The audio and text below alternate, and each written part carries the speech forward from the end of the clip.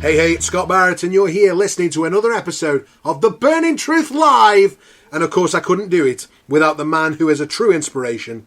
I mean, I'm amazed at how he manages to overcomplicate things that are already completely wrong. It's Matt Burns, everybody! Huh? What? Exactly. I overcomplicate things. How? Well, I mean, you're an AEW fan, so your world is overcomplicated. Were you about to say it's your world? I've just Karen Brady, Janta. Yeah. Harsh but fair. Yeah. Absolutely. Good week, Matt? Overall, for myself, yes. For wrestling, got some highs, got some middles, and got some lows. Yeah. We had a good week this week, though. We both on the card for United Wrestling Live in Stoke. That we did. Yeah, And smashing night there. It was, although one of us had a bit more pressure than the other. How? One of them was almost kicked out of their group. Yeah, true. Yeah, you were under pressure.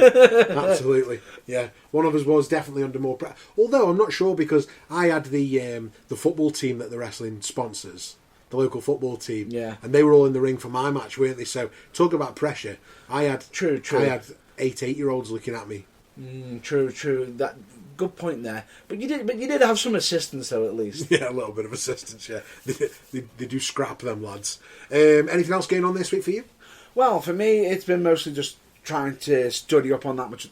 There's that much wrestling now. I'm actually wondering how we're going to be able to manage more wrestling down the road. Yeah, lots and lots of wrestling, and I think we just need to start being really picky with what we consume. We may have to, and it's why probably over the first. I mean, how many episodes have we done together now? 6 episodes. It's about that. Yeah, 6 episodes. That's why we haven't covered NXT yet because there literally is not time to cover it. There is. We try to get all this in for 1 hour at the most. We try aim for an hour. But if we actually fitted in all the other shows, we'd be here all week. Yeah, if we wanted to talk about Impact, NXT, GCW, we'd be here for weeks. There'd be a 3-hour Burning Truth Live, and nobody wants that these days. No. What else have I been up to this week? I watched the Iron Claw. So I haven't seen it yet until last night actually. Last night. I'll just say this to you. I'll leave that to you because from the Burning Truth history, we don't talk about the Van Out family. Why? We just don't because we botched it last time. Oh wow! No. So I hadn't seen the film before, and I knew some of the history behind them, and I know that it's not exactly quite canon, historically accurate. Yeah. Obviously they've changed things to suit the narrative of the story that they wanted to tell in the film. They've Hollywooded it. Yeah, is what you and mean. rightly so. But do you know what? I actually thought it was a really, really engaging, interesting, enjoyable film. And although, it's a lot of disaster. Oh, yeah. I really enjoyed it. So my top tip already this week is if you haven't seen it, because it's been out a while now, if you haven't seen The Iron Claw with Zac Efron, go and find it, guys, because it's a really, really good watch. And even though it might not be 100% accurate, if anyone is interested in finding out, they've got the chance to look it up after watching it. Yeah, absolutely. And it might make you a little bit more interested in what's going on. What else went on this week? Well, the big thing that went on this week, Matt Burns. Yes. We did spend 6 hours each consuming the Vince McMahon documentary. Yes, we did. On Netflix, yeah. Yes, we did. And we're going to try and give you a breath from that today, guys, because I think every man in the dog has probably covered that documentary so far. I 100% agree with you. And on top of that, at the side, I've also got a bit of a blog to possibly get out as well. So we're going to give you an hour free of Vince McMahon talk today, and we're going to give you the news from this week's wrestling, not including Vince McMahon. We're going to give you the reviews of this week's shows. We're going to do our normal top 3. We're going to do our reboot this, and we've even got our Buried Alive. So we've got all that upcoming in the next hour. That we do. So where do we start, Matt Burns? Well, where else? Where else do we start? But none other than the news! So just sit tight, don't blow a fuse, because now it's time for this week's news. Ladies and gentlemen, welcome to the news! The news. And what first news shall we start off with? I'll let you start this week, Matt Burns. Well, let's just kick it off straight into gear with the Lucha Bros. Now, originally, we know that they were meant to be making a debut in WWE soon. Do we know that? They've been signed, yeah? They have been signed, definitely. Now, the only problem is, well, There is complications though with the signing of it though. That's Okay. the only problem. The problem is that a certain previous contract has been extended by one of them. Ray Phoenix's contract has been extended at AEW due to the injury time. Oh, right, okay, so we do know how long for? It could be, we don't know exactly yet. It's not been exactly revealed, but at the moment in time, that's what's now holding off the Lucha Bros from actually going over to WWE right now. Right, okay. So straight away, it's... Exciting time for WWE's tag division, right? It is, but at the same time, just when you're about to get a bit of an influx straight away there, and all of a sudden that gets pulled back by AEW, which... We've got that's a bit annoying, but we've also got the Motor City Machine Guns. Yeah. New Day is still together. Potential Uso reunion. What else we got? We've got DIY now. We've got Tamatonga and Tonga Loa. Yeah. The Viking Raiders on their way back. Yes. There was a promo this week on Raw. So, yeah, we've got a really good time for tag teams. So it's weird. It's almost like they're listening to a certain podcast. That, you know, We love the tag team wrestling. that baby. we do. That we do. Second piece of news this week, Matt Burns, I'll go. MJF is set to appear in the sequel to Adam Sandler's Happy Gilmore. What? Yeah, so MJF reportedly has been signed to appear in Happy Gilmore 2 that they're making. And yeah, that's where we are. We don't know what role he'll be playing or any other information other than he's going to be in the show. Right, that's going to go down two roads. He's either just going to be a background character doing absolutely nothing and makes one appearance for 5 seconds and bye! Or he'll actually be Shooter McGavin's son. I mean, he does look like Shooter McGavin. Yeah. That could legit be a thing. Yeah, and that would be absolutely awesome. Great news for MJF, though. Gives him, total appeal. Yes, it does. It does.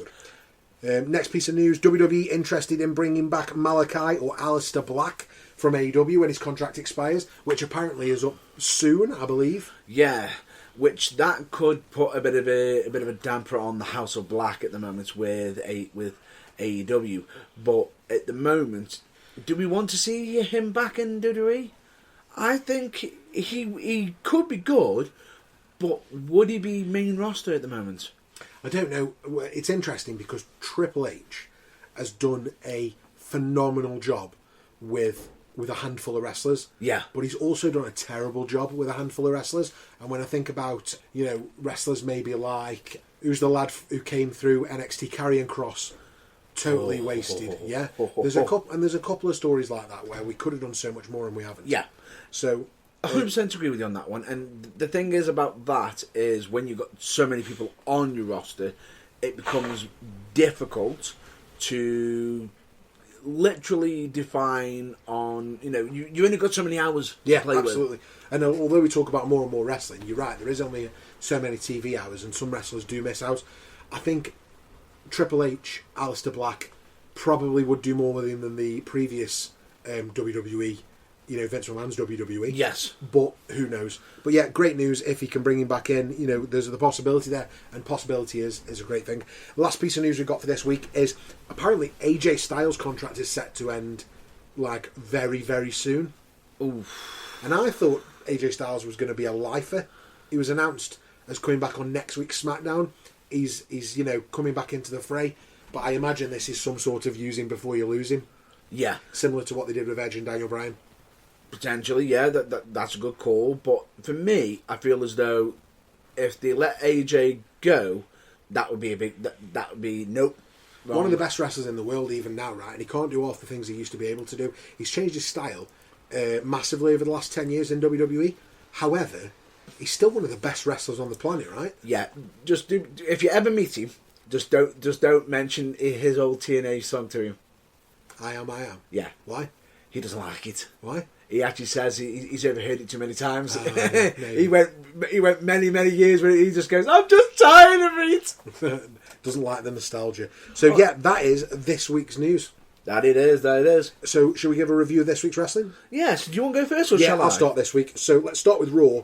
This week's Raw started with Sami Zayn versus Ludwig Kaiser, which was a great match. And Sami obviously looking to secure a future title match against Gunther, and went through, real punishment in the match. Got sent into the steel steps, but he rallied, won the match against Ludwig Kaiser, which we all thought he would, right?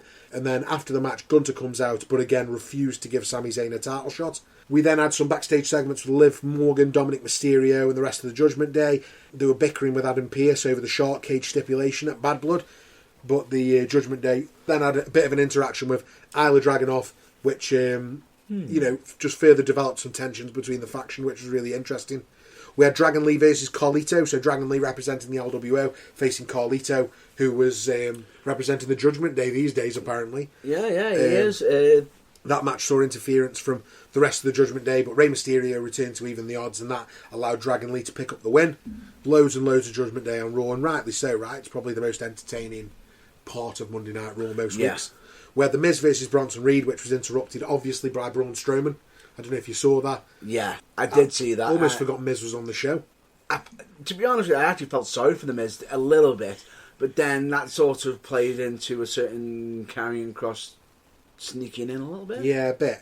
It led to a brawl between Strowman and Reed anyway. The chaos caused the match to be ruled as a no contest. Both men decimated each other, or they decimated the security guards. Well, they didn't just decimate the security guard. If I recall, a plan got decimated by being thrown into it. Yeah, absolutely. It was all going on. So, yeah, Braun Strowman and Bronson Reed, just let them fight, yeah? Build it up, let them fight, and just, if you're a fan and you're very cautious of your own safety, avoid the front row. Do you know what I think will happen? I don't think this will be a Bad Blood match. I think this will be a match that happens on Raw as the main event, and they do the ring collapse bit, because they haven't done that for a few years now. Yeah, I can see the ring collapse bit. No, but they did tease it. Yeah, they teased it. And I think they're using Strowman to get Bronson Reed over, similar to how they used the Big Show to put Braun Strowman over when Strowman was first coming through. Yeah. So I think that's what's happening here. Yeah, good call. Drew McIntyre responded to CM Punk. So McIntyre cut a promo. He addressed CM Punk's comments from last week, hyping up the Hell in a Cell match at Bad Blood. McIntyre promised to take CM Punk to hell. Yeah, and his X account is also agreeing with that. Yeah, and we just want the match now, right? Yeah. We're in a place where we just want the match to happen. And it'll happen this Saturday coming. Yes. We have Bad Blood. Yeah, fantastic. Damage Control versus the Unholy Union. So that was Io Sky and Kairi Sane of Damage Control, who took on Alba Fire and Isla Dawn. They're the Unholy Union. I didn't know that was their tag name until this week. I just thought they were Alba Fire and Isla Dawn. I thought that was the name. But yeah, Unholy Union is the name of the tag team, in case you're keeping score. Despite targeting Kairi Sane's injured eye, the Unholy Union couldn't overcome the teamwork of Damage Control, and Damage Control got the win there. We also had the New Day versus American Made, and this is a story that's creeping. Xavier Woods and Kofi faced American Made. That was Chad Gable's group, and despite great teamwork from the New Day, distractions and interference from Gable led to the Creed brothers picking up the win. And again, it just adds on that little bit of frustration from Kofi, from Xavier Woods towards Kofi, and we're just chugging on. It is, and the weird thing about it is it's also led to a match for next week with Rey Mysterio versus Xavier Woods. Absolutely. So it did then lead to a backstage segment where Xavier Woods was arguing with the Judgment Day, the LWO, and that ended up challenging a match with Rey Mysterio. And then in the main event, we had the Intercontinental Championship match, which was absolutely fabulous. It was Jey Uso versus Bron Breakker, and I must admit, I did not expect Jey Uso to get the win. I didn't expect it. But I wanted him to. But I feel as though at the time, like I said to you previous weeks, it's a bit soon for Bron Breakker to be losing that championship. But there is one saving grace that he has actually got: youth. Yeah, and it felt good, right? And it felt good, because especially with it's Jay's first singles championship. Yeah, and it felt good. It felt so it's good. No longer, oh, you're just that, you're that tag team wrestler. You're just that twin. This shows that the Yeet gives him some credibility. I think that he's been lacking. Absolutely. And then this week SmackDown. So we had, and this is quite fresh for me because I only watched it this morning, but we had Randy Orton, Cody Rhodes arguing in the ring. Why are you teaming up with Roman Reigns, etc. Kevin Owens came out. They had a bit of an argument. The Bloodline came out. Tag match player. Although it wasn't Teddy Long, it was Kevin Owens who actually made the announced match. Pressure cough button, Scott. And that's what we ended up with. So we ended up with then a main event of Randy Orton and Kevin Owens versus the tag team of the Bloodline, but not that tag team. It was Solo and Jacob Fatu as opposed to the tag champs that they took on. Yeah. We also had Bayley versus Naomi, number one contenders match, which Bayley went over in, and was surprised about that as well. So Yeah. Bayley got the win over Naomi. I expected maybe another draw schmoz to lead to a triple threat match, but no, Bayley goes over. So Bayley is now the number one contender for the women's championship, which is Nia Jax is the champion. We had Carmelo Hayes versus Andrade, which was their sixth match, I believe, maybe. But Carmelo Hayes won this time, thanks to interference from LA Knight. So LA Knight distracted Andrade, allowing Hayes to capitalise and rolled him up. Andrade was visibly frustrated after the loss, and so was LA Knight, because although he was there, he didn't mean to cause the distraction win. A bit frustrating for everybody involved, but another nice beat in the story. Talking about triple threat matches, that's the one we want. Definitely. Backstage segment with Cody Rhodes, Kevin Owens, Randy Orton. They tried to resolve the tensions, but KO brushed him off. Orton reassured Rhodes that he'd talked to Owens and asked Rhodes to step in if needed during the main event, which that's a big stinking pile of foreshadowing, because that's exactly what happened. We then got Michin versus Piper Niven. So Michin or Mia Yim, which, I'm not sure what her name is. Both. Yeah, Michin, Mia Yim. Both actually. It's Michin is the nickname. Right, so it's Mia Yim. Mia Yim is her actual name. So she's getting quite a lot of play on SmackDown at the minute, which is, good, I suppose. She's okay. But she got the victory over Piper Niven. Interference from Chelsea Green that backfired. She used a finisher.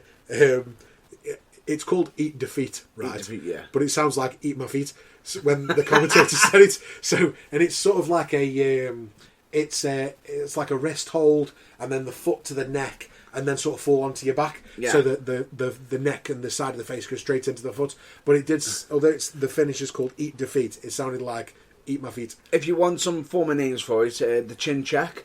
Chin Check, yeah. But I kind of like the Eat My Feet. Yeah, it's a classic one, that is.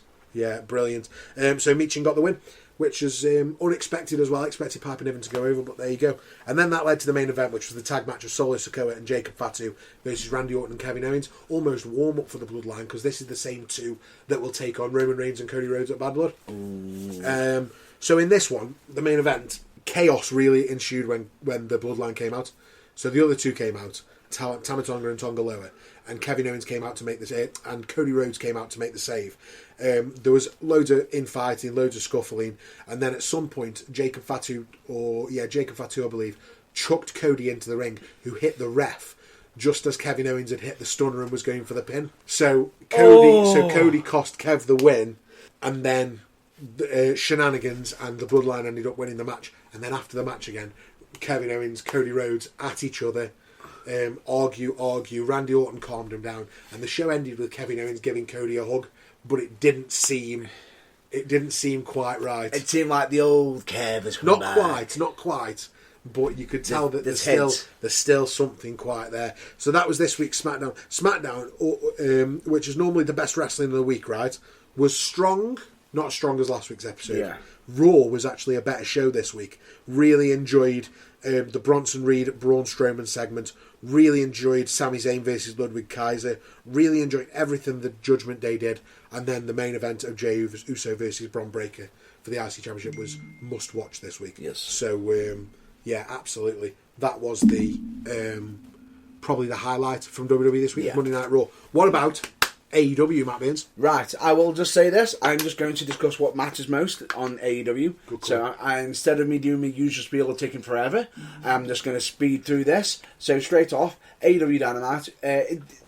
On my notes it says non-title match, which it wasn't. Oh. It was a title match. It was AEW World Championship match with Bryan Danielson versus Nigel McGuinness. Oh, yeah. Which I will say, back and forth. You can actually... It was almost like reliving the ROH days of them both countering each other, and you even got Naz McGuinness hitting Bryan with his own finisher with the Busaiku knee, and Bryan Danielson going for the jawbreaker lariat with just Naz just cut off, just nails him one back. Ouch. But I will say they told an absolute story to the point where Bryan couldn't actually get one of his arm was pretty much down to his side, couldn't do anything, but he had to make an adjustment just to get the win. And as he locks it in, Naz sees nowhere to go. He's got nowhere to go. Just before he taps, you hear him say, "Thank you, Bryan." Genuinely saying "Thank you, Bryan," as if to say thank you for this match. Oh wow! Okay. So it was because even the commentators were absolutely shocked to this. Then we've also got the FTW Championship on the line. Hook versus Roderick Strong. The FTW, another championship, Matt Burns. Whoa. You'll see why there's sudden change in a minute. Okay. Because you might smile at this. Hook got the win. Managed to be, go back and forth, plenty.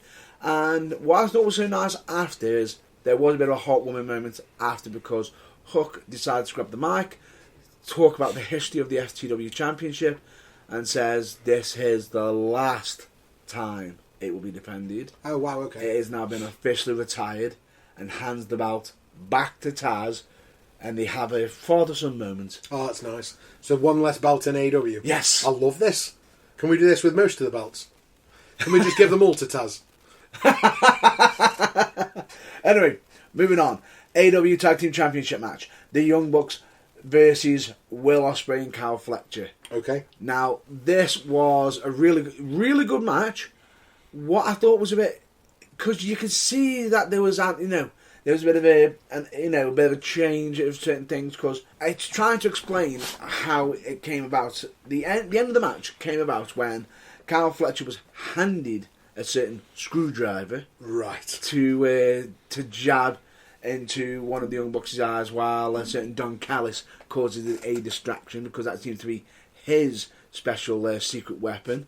Even though 9 out of 10 times whenever that screwdriver comes out, whoever's got the screwdriver is getting screwed. Yeah. Because he went for it, but Will stopped him from doing it, and as that happened, he's arguing with Don Callis, going, "What the hell are you doing, blah, blah, blah." Backfired, ended up costing him the match, and you got Kyle Fletcher and Will Ospreay looking at each other going, we were so close. I don't want cheat, man. I don't want cheat. Okay, yeah, I get that. Moving on. AEW Women's World Championship. Mariah May defeated Yuka Suzuki. Leave it there. That's it. It wasn't great. Leaving it there. That's it. It wasn't great. We don't need to talk about it. We don't need to talk about it. Who won the match? Mariah May successfully defended. Won it, but it was a bit of a. It was weird. It was just. It didn't seem. It seemed like we're not focusing on Mariah May. We're focusing on elsewhere, on others, on the others. It just. Weird. She's the AEW World Champion, Women's World Champion, straight away. Should be focusing on her. Should be. But like you said, too many championships. We don't know where the focus is. Yeah. If everyone's the champion, no one's the champion. Correct. But we'll get to the other women's champion a bit later. But even though she wasn't on this week, but you'll see why. You still want to talk about her, even though she's not there. Even though she's not there, there is something that we have to mention about her. Okay. That will make you laugh. Carry on then. But anyway, moving on. John Moxley versus Darby Allin for Darby's AEW World Championship opportunity. Yes. What a match. Was it? What a match. And I will say, finish. Ooh, even I gritted my teeth up for the finish. It looked like, well, you know it's going to be back and forth when the flooring has been pulled up outside and everything. They were beating each other back and forth, and it just as Darby was about to attempt to hit a superplex, and we're not on about the standard superplex. We're talking the top rope superplex. He goes for it. Nope, gets counted. Think of Moxie's finisher. Death Rider. Off the top. Wow. Game over. 1, 2, 3. Good finish though, yeah. Oh, definitely. If anyone turns around and says, "Oh, that wasn't a good finish," you try that. Yeah, absolutely. Because the risk in that could have gone so wrong, but credit to them both. They made that into a top main event, but it didn't end there. Okay, go on then. Because immediately straight after, we got Bryan Danielson coming back to return the favour. Oh, okay. Yeah. He didn't have a bag for life. No. No, he decided to play on a bit of history. Okay.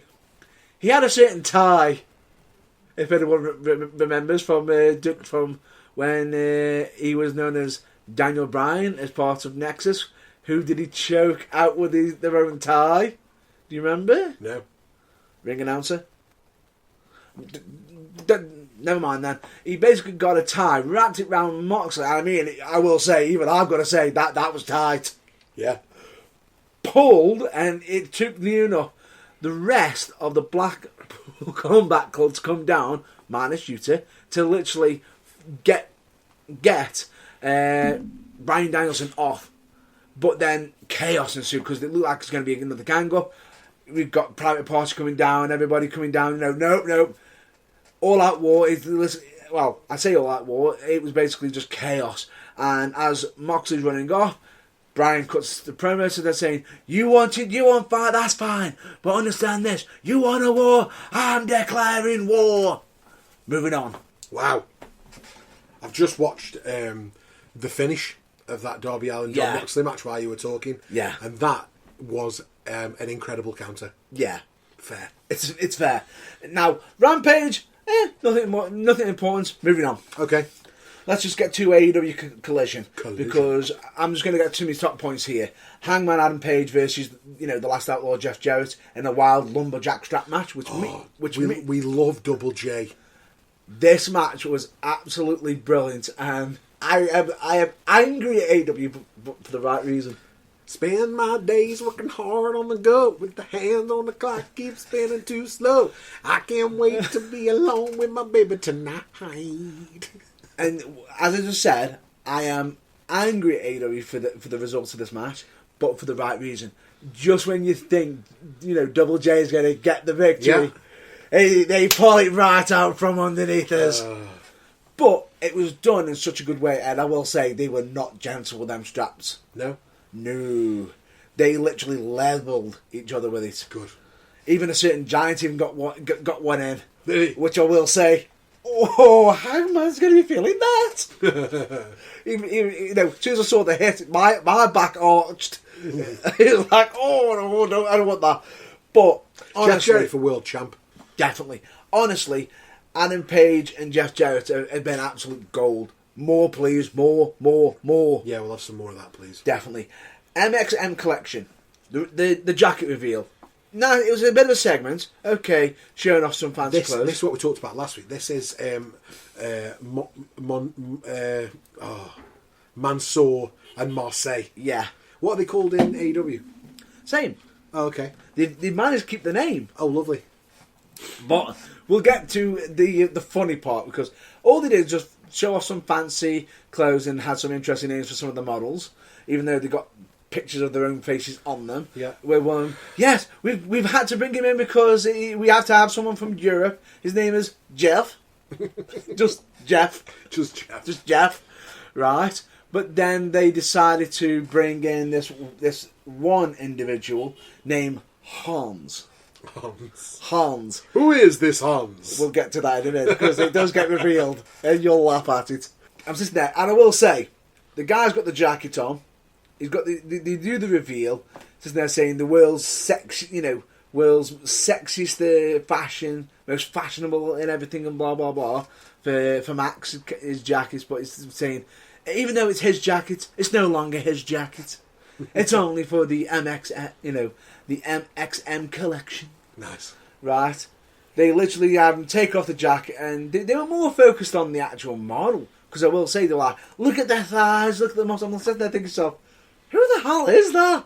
Yeah. Right? He's posing and everything, and then, Hans got to be involved in the finger touch of MXM, which right, okay. It's like, that's a privilege. But then Hans stops the finger touch and grabs their fingers to stop them, crushing their fingers. Ooh. To then pull the mask off to reveal. Because bear in mind, they were really focusing on the Carson body, saying he's so ripped and everything. Daddy ass. Oh, daddy ass. It's daddy ass. I was like, what? I was thinking it would be at least one of the other acclaimed. And I was sort of thinking, no, both of them aren't that jacked and everything. And I was like, who could it be? And all of a sudden, as soon as he took it, I was like, how did I forget? But it was such a funny moment that was. Yeah. So, gold. Acclaim comes down as all the other models try to come in to help MXM. Acclaim come in, help Daddy Ass beat off the co-models. Yeah. Because Daddy Ass loves beating off the models. Yes, he does. That's what he just said. I don't know if you caught that's what you just said. No idea. I didn't know. I just caught that. Moving on swiftly, shall we? Trios Championship. This was unique. This was unique because we've got Yuta in the corner, indecisive still. Yeah. Now, it's the Blackpool Combat Club and with Pac. And what was interesting with this, it's against Private Party and Commander. What was interesting in this, you got Yuta literally just taking, he's ignoring all the direction of Pac and Claudio. He's not listening to him at all. And Claudio eventually tags him in and says, "Get in now!" Does the giant swing? He's like, nope. He's not paying attention. And so, as you would, regardless of the other team take advantage of the situation. So, Yuta's the legal man. So straight away, as Isaiah tries to get the roll up and everything, and nope, denies it. Yuta gets the advantage, and he goes to grab him. And remember that Isaiah's got that bad hand, and unfortunately, Yuta inadvertently grabs that and goes, I'm sorry. And then as he goes for another move, Isaiah comes out and then just absolutely open palm slaps him. Almost had the exact same effect to say a certain name. Big mistake. Yeah, Yuta absolutely punished Isaiah. Bending fingers, yes, on the by hand. Ooh. Punishing, and then locked in the cattle mutilation straight on. Isaiah couldn't even tap out. He didn't even have a chance to even. He was out. Held on, and you got Claudio and Pac clapping at this, going, "Yeah, good on you," and you to go stepping back and realising what he's just done. He looked almost unwell of himself. Oh wow! The Saraya rule match, or Saraya. Saraya. That just seemed a bit okay. I'm fine with the idea of the match, but wasn't it meant to be that only she could use the tables? Yeah. So why is it that when Jamie Hayter picked her up, run her forward, and inadvertently had her fall through a table, it suddenly was allowed? Inadvertently. That's got to be the reason. Well, I say I put inadvertently in massive quotations because she ran at it deliberately. Yeah. But the commentators were saying, "Oh, it's inadvertently." It's like, no, that was directly. It's not, if she was running backwards, maybe. Just no. It just seemed a bit. I just feel as though it could have been handled a little bit better. Yeah. And the finish of the match, I did not agree with it. Simply because, I'm happy with the result. Yeah. But a tombstone, then finish. Just finish on the tombstone. Either just finish on the tombstone or just hit your finisher and get it over. Yeah, well, you don't need the tombstone as well. You don't need tombstone and the haterade. Yeah. Overkill. Too much. Too much. Moving on. This bit, I will just say, you'll probably laugh at right now for what I'm about to say, because this is the last bit I'm going to cover. Okay. This is the conglomeration, Orange Cassidy, Kyle O'Reilly, Mark Briscoe, versus the Learning Tree, Chris Jericho, Big Bill, and Brian Keith. Now, where they are is in Big Bill's hometown. So he's going to get some cheers. Yeah. It's going to happen. Hometown. But anyway, the point being is, the 6-man, you think just simple 6-man. No, let's just throw in some more tables and... What? This entire event just seemed like just throw in whatever. Oh, became a bit of a schmoz. Every match. Cough button, Matt Burns. I've already got it. Every match had near enough no rules. It was like just a bit too much. Where was the regular rules match? Yeah. It just seemed a bit too much. As much as it is meant to be like, like a big opening and everything, it just too much. Too much schmoz. Too much schmoz. And what made it so funny is at one point, you got Mark Briscoe pulling out a table, looked like he's about to finish off Chris Jericho, and as he's doing it, the commentator turns around and goes, "Yes, the ROH World Heavyweight Champion is getting a table." And my brain just went, "Oh yeah, he's the ROH World Champion. I actually forgot that." Yeah, and that's exactly what I was on about weeks ago, right? If everyone's the champion in AEW, nobody's the champion in AEW. Exactly, and that to me just felt as though I'd forgot he was the ROH World Champion. How can you forget a World Champion? You just don't. And what happened to him? Oh, that's right. As he went to go up for the froggy elbow on Chris Jericho through the table, he gets goozled and chokeslammed through the table. And that's because being the world champion of Ring of Honor is like being the champions of League Two football. Yeah. It means nothing, does it? Well, what makes it so weird is, I will say though, Jericho, you cut that a bit close for moving out the way of the choke slam. Yeah. Oh no, I mean, it was literally, a hair away. A hair. Boom, straight through. Done. Dusted. Moving on. That's it. Jericho got the pen. 1, 2, 3. So we could be potentially going to Mark Briscoe versus Jericho for the ROH World Heavyweight Championship. Which, if it goes on Jericho straight away, I feel as though the ROH World Championship will then get some credibility. Yeah, maybe, but it still doesn't mean anything, does but it? It's already been done. Yeah. It's already happened. My advice is for AEW is keep ROH Championships on ROH. Yeah. And AEW Championships 1,000%. 1,000%. And that's it for... that's all I'm covering. Should we take a break? If I've missed something, I've missed something. We'll move on. We'll take a break after one statement. For me, if I had to choose between AEW or WWE this week, as much as the first part of AEW was good, I feel as though WWE seems to be more of the consistent with the ebb and flow. Yeah, and SmackDown wasn't as good as last week, but SmackDown was still good.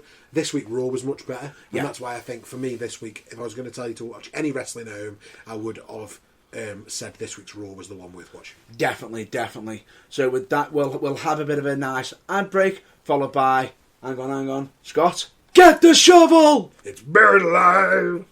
Hello, friends. Are you enjoying the Burning Truth Live so far? Well, I hope you are, because we're working bloody hard to make it as good as we can. But what we need is your help. And we need your help by subscribing and leaving us a 5-star review. You do not know how much it will help the podcast if you can do that for us. It'll help us spread the word, help us grow the community, and more than anything, it'll help us keep providing amazing wrestling content like we are right now. Thank you so much for listening. Let's get back to the show. But please, please, please rate and review and subscribe. Thanks, guys. Buried alive, always say goodbye. Things we can't stand not today. Locked and gone in the ground, never to make another sound. It's buried alive. Dearly beloved, welcome to Buried Alive. Buried Alive.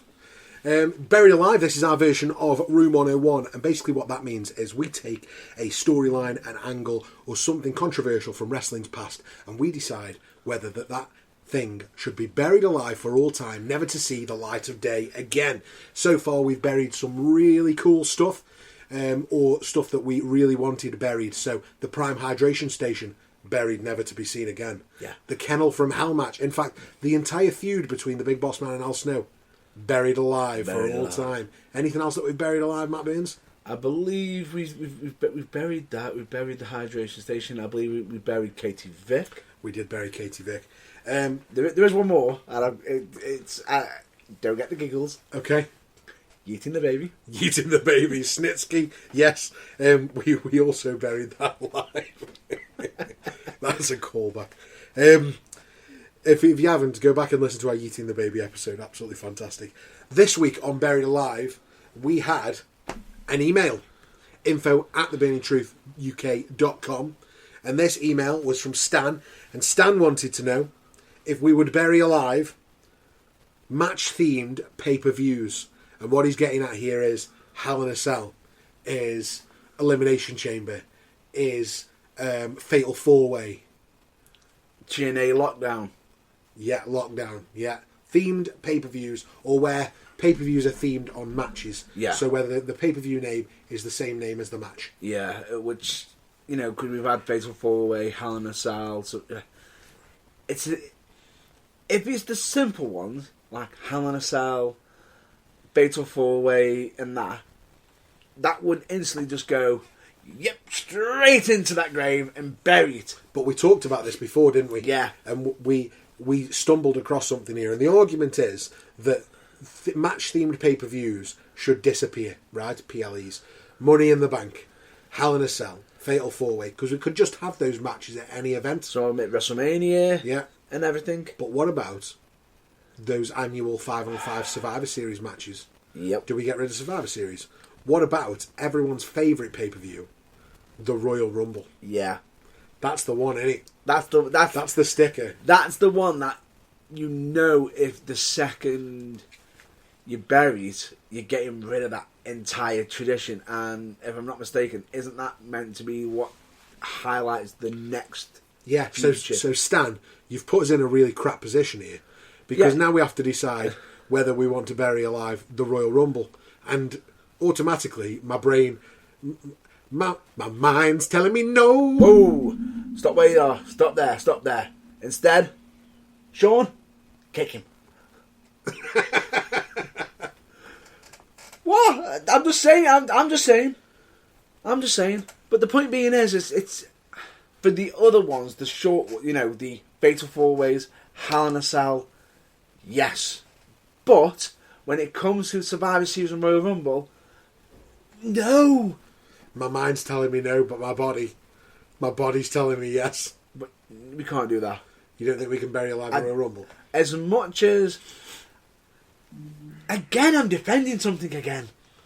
Yeah, I thought you'd want to bury more stuff alive when we started doing this. I did, but it seems weird, but... And we haven't got anything else to put it in its place instead. Curse you, hydration station, still getting at me right now. So, Stan, after only a 4-minute deliberation, I think we've decided that we can't bury match-themed pay-per-views. We can't, because bear in mind, if we got rid of that pay-per-view, we've got to get rid of Austin's wins, of being able to climb the mountain. Even Vince winning it and giving it up for somebody else, which ended up being the Rattlesnake. The Rock's climb up, Triple H's, everybody who's won the Royal Rumble, even Rey Batista. Yeah, the smallest finish of that, if I recall that. But even though that led to some hilarious, funny moments. But Rey Mysterio winning it, for in dedication to others, it just doesn't feel right to me to get rid of the Royal Rumble. And you can't see the match just happening at a different pay-per-view? No. And calling it something else? No. It has to be the Royal Rumble. Because it's that iconic. Because we all go there for the Royal... regardless of if you're a fan or not, you say to even a non-wrestling fan, Royal Rumble, they know what it is. They know what it is. And they'd still know what the match was, even if it wasn't at that event. Exactly. So we could bury the event. No. We're not burying the event. I feel as though the Royal Rumble is good enough because it's the set time. No. Are you actually trying to argue me on this? Yeah, I want to bury that alive. I hate pay-per-view, match-themed pay-per-view names. I hate it. So you won't get rid of the Survivor Series? Yeah. Why? Why? Because we could just change the name to something else. We could we could do Starrcade instead, right? We could do anything else in its place. But then what do you call it? We call it Starrcade. No, the match. The Survivor 5-on-5 elimination.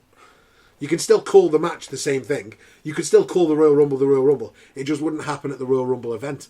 The Royal Rumble would happen at Day 1 or New Year's Revolution. It just doesn't have that same bite. It doesn't have that same bite for me. For me... Is it a bit like when they did the Greatest Royal Rumble in Saudi Arabia? It just wasn't quite the same. No, it wasn't quite the same. Definitely wasn't. And you know it wasn't. Definitely wasn't. And bear this, whenever we have Rumble matches elsewhere, everyone calls it, or similar to it, it dances around that name. It just and flows. The match will keep its name, Matt Burns. It's just the event that will disappear. No. Put your foot down. I'm putting my foot down on this one because, for me, the Royal Rumble and Survivor Series are both iconic. Okay. Yes, I agree with... If we can bury the others, fine, do it. But not Survivor Series or Royal Rumble. Because to me, that is just tradition and it's iconic, it's glued. And think about it, the Royal Rumble, every year, you always say, the Royal Rumble! What a great... It's an easy way to hype up that match.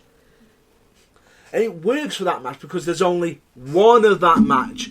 Not, and if you think about it, it's not the Royal Rumble throughout the entire event. It's one match. Well, now two actually. Right, Stan.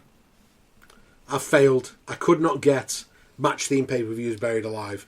But thank you for your email. And if you want your suggestion for what we should bury alive, talking about on the pod, then you can find us on Twitter at TBT Live UK, Instagram at The Burning Truth, Facebook at The Burning Truth, and YouTube at The Burning Truth 251, and leave us a comment there. Or you can email us by dropping an email to info@theburningtruthuk.com, and then we will review these. And like I say, we bring them to every single podcast. We pick the best ones and we hash it out. And that's why this week, nothing gets buried alive. I apologise for that. Oh, actually, I don't. Because it's time to do the top three. It's time to do the top three. Do the top three! Do the top three! To the top three! To the top three! To the top three! What will it be? Yes, it is time for a top three. And this week it's Matt Burns' turn to top three. Yes, it You is. lucky thing, which means I've had to come up with the category for the top three. And I decided this week not to give you an easy one. This is a faux easy one. So this is going to sound easy, but when you actually start thinking about it, it's not going to come easy to you because there's so much good choice. So I want to know your top three favourite. We need a drum roll. Well, we'll get that Your sorted. top three favourite finishing moves. And Matt Burns, you know the rules. I want them in order of 3, 2, 1, with number one being your favourite finishing move of all time. Nothing's off limits. All finishing moves are up for grabs.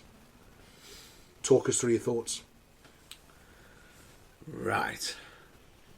Now, before we even get to there, I'm going to have some honourable mentions. Yeah. People's Elbow, Yeah. The Rock Bottom, Yeah. 619, it's popular, Yeah. and Walls of Jericho. I don't mind that. And the Frog Splash. Okay. Some classic traditions. Why not? So for me, I'm going to go for 3 top finishers, and my number 3 is one that's not an old school one. It's more modern, Okay. and the reason why is because there's only ever been one individual who's kicked out of it. Okay. Can you see where I'm going with this? Not yet. Already? End of days. Oh, right. Okay. Really? Yeah, I think it's a good finish, especially with how he's been able to set that up on so many opponents. Yeah, okay. And he's managed to get the win. And they absolutely hyped it up really, really well. Yeah, good finish. Good solid It's not finish. one I would have thought about, though. It's one I just don't know why, it just sunk into my head. Cough button already on standby. Number 2? The next 2, you're definitely going to know. Okay. Everyone knows these. Number 2, and it's a move I've actually taken more than I've done. Okay. You might have done it more. Okay. The Stunner. The Stunner. Classic finishing move. Absolutely love the Stone Cold Stunner. Yeah. It's one that is just iconic. It's a good chin check. Pretty much, and everyone's almost got a automatic sell forward. Yeah, everybody loves the Stunner, and everyone's sell is different. Yes. Or someone's got multiple cells. Yeah. And number 1, if I ever see anybody kick out of this immediately after this move is done, I rage. Okay. Automatically rage, because I'm sorry, if this legitimately happened, you're done. Okay. Game over. You should be resting in peace. Ah, The classic Tombstone. Tombstone. Tombstone would definitely be in my top 3. Yeah. 1000%. The Tombstone Power Driver, for me, it's an ender. And that should be a finish. You're being driven onto your head. Yeah. If you've got neck issues, anything, regardless of even if you have got neck issue or anything, that's definitely concussion city. Definitely. Yeah, brilliant. And your top 3 is spot on there, I think. Mine would have been 2/3 exactly the same as yours. Yeah. So the Stunner and the Tombstone would have also been in mine. the frog splash or the 5-star frog splash would have made it into my 3 instead of the end of days. Yeah. A high flying move had to get in there for me, and I think the 5-star frog That's splash. why, for me, it's just at 4. Yeah. I'll put it at 4. It could have been, again, same as you, honourable mentions, 619s, ankle lock, rock bottom, people's Angle elbow. slams. Yeah, angle slam's a good one. RKO, Yeah. diamond cutter, Oh. and then the $1 Million Dream was another one that I thought about. That's a good one. Or the camel, not the camel clutch, the No, I think camel the clutch. Sergeant Slaughter one. The I believe it's like it's a sleeper hold. yeah, but he called it something else, didn't he? It was slightly different. It was the same as the $1 Million Dream, basically. Yeah, Wasn't it? basically it was. Or sharpshooter as well. Sharpshooter quality finish. Yeah. The thing is, for me, the reason why I picked them is just for each of them uniqueness, and all 3 of them, you see it hit, you knew it was over. Yeah. Yeah, absolutely. And I'm wondering whether... Do you know what? If he'd continued to do the guillotine, that may have made it into my top 3, but Roman Reigns stopped using it, didn't he? Yeah. I don't know why he stopped using it, because it's a quality finish. Oh, and one more I will say that I'm surprised I just thought of. It still didn't make it the F5. Oh, the F5's a quality finish. I especially liked it when he used to hit it on Rikishi or Mark Henry. Yeah. It used to look really impressive. It looked really impressive, but I'll never forget when he did it on Spark and he just frisbeed him. Yeah. Or did it on Mysterio into the ring post for his knee. Oh! Was that an ambulance match or a stretcher match or something, wasn't it? No, Or it led to. Big Show with the ambulance match. It was actually him coming out to make the save. Ah, okay. He was making the save because if I recall, it was Big Show put Mysterio on the board and slammed him against the post and dropped Mysterio on his head inadvertently. Whoops! Looks like I got me people mixed up there. But even so, quality top 3. So let's just summarise top 3 favourite finishers: Matt Burns, the End of Days Baron Corbin, Yep. the Stone Cold Stunner, Yep. and the Tombstone Pile Driver. Definitely. Fantastic. Let's move on and let's do reboot this. Where's that pen? Who trusted these guys with the book? It's rebook this. Larry Scott, it's rebook this. Take a shot, it's rebook this. Rebook this. Right, here you go, Scott. Here's the pen, and ladies and gentlemen, welcome to Rebook This. And as you just heard me, I'm passing the pen over to Scott because it's your turn this Who week. gave me the book? I just did. I just passed you the pen. What? Come on. Catch up. Anyway, ladies and gentlemen, I've had to give Scott a heads up on this one because it allows some quick thinking. As much as I could have dropped it on him, it's not. Because I feel as though this needs all the time to be good. And I feel Scott could do this storyline some justice, which is John Cena's and Kane's feud, which I would say we can correctly dub Embrace the Hate.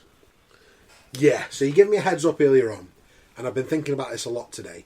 And what I always try and do, I tried to do this with the Right to Censor reboot this from a few weeks ago, is I try to include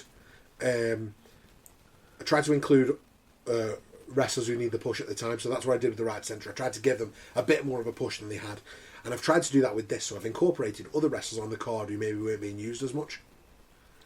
So this storyline initially involved Kane, John Cena, Eve Torres, and Zack Ryder. Yeah, woo, you know it. So here's my version, right? So late 2011, Kane makes his return. He's wearing the mask again, but instead of immediately targeting John Cena like he did, I'm going to have him begin attacking Cena's allies or other lower card babyfaces. So he takes out Zack Ryder. He takes out, I don't know, somebody else. But he doesn't say anything. There's no explanation, right? So it's cryptic and it's creating a sense of mystery. Why is Kane going after Cena's friends? Because these are all people that Cena's talking to backstage or maybe getting clips before matches, etc. Behind the scenes, a hooded figure, that I won't reveal who that is yet, is seen helping Kane, right? He's interfering in matches, he's providing distractions, but the identity of this person is hidden for now. It's not the higher power. Right? You have to worry. I haven't rebooked the hype part. So then the Embrace the Hate mind games start, right? So psychological warfare. Kane intensifies his attacks now on Cena, delivers ominous promos about how Cena's image of positivity, his refusal to embrace the hate, are his greatest weaknesses. Kane interrupts Cena's matches and attacked his loved ones. Maybe, Cena's dad always was up for a cameo. Maybe pull him out from ringside. Yeah. And this will all push Cena mentally, right? We can attack Cena's real life struggle. So Kane attacks, or his attacks worsen over the weeks. Cena starts to show some vulnerability, admitting in a backstage promo that he's under constant pressure to be a hero and it's wearing him down. He discusses how his public image doesn't allow him to express any frustration. It makes him, but it makes the storyline really relatable and really realistic. So at this point, Cena's like, oh, I'm really frustrated because I can't even be frustrated because I've got to be this hero. So then Kane targets Zack Ryder's career. So instead of merely attacking Zack Ryder physically, Kane then sabotages Zack Ryder's career, interfering in matches and causing Zack Ryder to lose important opportunities. So he also starts manipulating others to turn against him. Eve Torres, for example.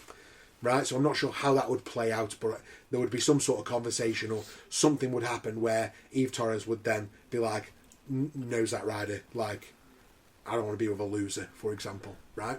Which was sort of What similar. happened, but started like Trying to hit on John Cena. Yeah, Yeah. but that didn't happen. It's just Kane turns her against him. Oh.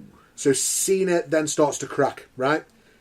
He starts to show signs of emotional exhaustion. Major match, maybe. He aggressively attacks his opponent, maybe somebody like Jack Swagger, Dolph Ziggler. After the match, he snaps and starts beating him down. Ooh. Because he's almost at the point where he's going to embrace the hate. And he's almost crossing that line into brutality. Ooh. We're at frustration, we're not at brutality. So he catches himself, but not before shocking the fans and raising questions about whether he's starting to lose control. Then the physical escalation. So Kane begins to ramp up the physicality of the confrontations. They brawl backstage, parking lots, outside events, blurring the lines between in-ring action and real-life incidents. It increases the action. Maybe, cough button Scott, maybe they do a video of Cena doing a Make-A-Wish in a hospital and Kane attacking him. Something like that, right? Oh. And then Kane's hooded accomplice starts getting more involved in Kane's attacks on Cena, showing up more frequently, but still keeping his identity hidden. And the mystery about who that person is adds a layer of surprise. Right? You look at you want to know who it is? Yeah, I do. Come on. But all I've done is used other characters from the show. No, it's clever. It's smart. So, during a big Raw main event where Cena is once again ambushed by Kane, the hooded figure finally reveals himself. It's Alex Riley. So, Alex Riley at this point has finished with The Miz, but is floundering and has nothing to do. So what we're doing is we're turning him heel and we're giving him something to do, right? The crowd's shocked. Riley explains his motivations. He's disillusioned with Cena's constant rise, while younger talent like him is ignored. He claims that Kane has showed him the truth. Embracing hatred is the only way to succeed. Right? And this is Cena's shock then, so his revelation throws Cena off his game. Riley's betrayal hits hard. Cena struggles with the pressure of being a hero. It grows more intense. It adds even more suspense. And then we get Cena's dark side. Ooh. So just like Edge Yeah. pushed Cena to the limit, Yeah. now Kane's going to do the same. So Cena begins to question whether he should keep rising above the hate or finally embrace it. In promos, he starts showing signs of self-doubt. His matches become more intense. And while Cena uses a few more aggressive tactics in a couple of matches, maybe where he would maybe wait for somebody to jump off the top rope and give him a shot to the stomach, instead he's pushing the ropes and letting him fall. And not quite heel tactics, but like just slightly more heelish mannerisms. And then he has the confrontation with Alex Riley. So Cena and Riley have their first face-off where Cena comes dangerously close to snapping, viciously attacking Alex Riley. However, Cena pulls back at the last moment, unsure that he can go down the path that Kane's trying to push him on. And this teases the possibility of Cena embracing his dark side. We then get to the Royal Rumble. Yeah. Where we have a no-holds-barred match. Right? Cena and Kane face off. The action spills all over the arena. Brutal weapon use, chaotic brawl. It feels more like a fight than a typical wrestling match. Alex Riley interferes mid-match. Cena fights him off. The moment's critical as Cena shows to struggle, or he shows that he's struggling to maintain control. He balances his emotions and fights off both Kane and Alex Riley. But there's a moment there when you think, this is going to happen. This is where he snaps. Maybe he's got a chair in his hand.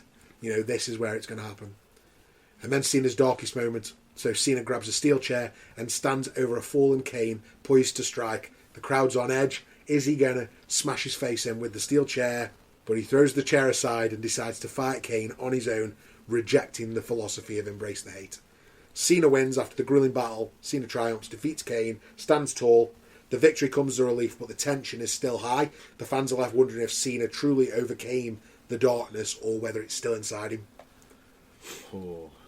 And then we have the final showdown at the Elimination Chamber, which is an ambulance match. Cena and Kane one more time. Higher stakes, because this is the one. Yep. The anticipation's high. We're wondering if Kane's finally pushed Cena to breaking point. It's an ambulance match. It's high stakes again. It's going to, it gives Cena the opportunity to snap. Yep. Yeah. But we get Cena's ultimate redemption. So, despite more interference from Alex Riley, Cena stays true to himself, finally defeating Kane, throws him into an ambulance, and the storyline ends with Cena victorious, showing that he truly rose above hate without compromising who he was. So, we leave some tension for future storylines, but Cena's battle with his darker side is over, if you like. Yeah. Although we could always revisit it. Well, for me, straight away, when you mentioned the hooded figure, I was just there thinking to myself, is it going to be Edge? It's going to be Edge. It's going to be Edge. And I sort of thought to myself, and when you revealed it straight away it wasn't Edge, I thought to myself, you could actually have Cena thinking it's Edge. Yeah, 100%. And do you know what? The reason I picked Alex Riley, right, is because I'm not looking for Kane's boss. Yeah. I'm looking for a Kane lackey. Yeah. It's a Buddy Matthews type. Yeah. Right? That's what I'm looking for. I don't know what his AEW name is. Buddy Matthews still.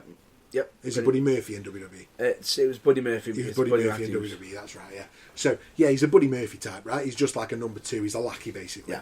But it gives him something more to do as a heel, because the face turn after he left The Miz was rubbish, yeah? Yeah. Give Alex Riley No. It happened. It was okay with Miz. And then nothing. I also toyed with the idea of Zack Ryder being the hooded figure. Ooh, that could have been a nice little twist. I was actually expecting you sort of go down the realm of him convincing his friends to, like Zack Ryder, to sort of go, no. Yeah, and that could have been another nice twist for the tail, right? In those last couple of matches, but he could have turned Ryder heel as well. You could save that for the what I consider to be the continuation of when Bray entered the scene. Yeah, 100%. But anyway, I think that's a good solid for rebook this. Is that okay? Top notch. Let us know your thoughts in the reviews. Did I do a good job? How would you have done it? Would you have done it better? All the same tags we give you before, at TBT Live UK on Twitter, at The Burning Truth on Facebook, Instagram, info@theburningtruthuk.com is the email address, or just include it in the review for the podcast. We read them, literally all of them. Yeah. And it does masses for the show if you do that. Well, that's a wrap for this week's episode of The Burning Truth Live. Thanks so much for joining us today. I hope you had as much fun listening as we've had recording. If you want to keep the conversation going, you can find us on Twitter at TBT Live UK, Instagram at The Burning Truth, Facebook at The Burning Truth, and YouTube at The Burning Truth 251. Got any questions or ideas, you can drop us an email at info@theburningtruthuk.com. Don't forget to subscribe and leave us a review. It really, really helps spread the word. And check out our website, theburningtruthuk.com, for more updates and blogs. Yes. But, of course, until next time, stay positive, keep enjoying the wrestling, and we will catch you on the next episode of The Burning Truth Live. Excelsior! Psst, it's Scott. Did you rate and review the podcast yet? Cheers.